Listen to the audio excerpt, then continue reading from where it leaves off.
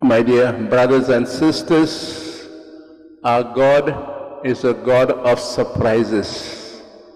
Yesterday we heard about Jesus telling the people it is almost impossible for a rich man to enter the kingdom of heaven. And I'm sure all of us were shocked to hear this. And today we heard a parable which again shocks us, because I don't think anyone would ever do what the owner of the land owner did. Now, questions may come to us: was the owner of the land unfair? What are the questions may come to us if you have heard the parable properly? To the first people whom he hired, he says, I will give you 1 denarius.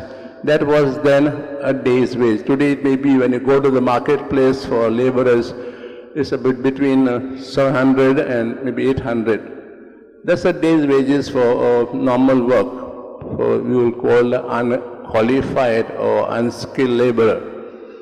And if we go later in the day and hire a laborer, I'm sure he will ask for a day's wage, and we will give it to him because that's the day's wage. Now, was the landowner unfair by treating all laborers equally, giving everyone who are hired at a different hours a denarius? What is the point Jesus is making in this parable today?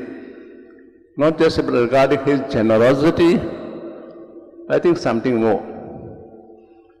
What is that more is, I think, all of us are skilled or unskilled workmen.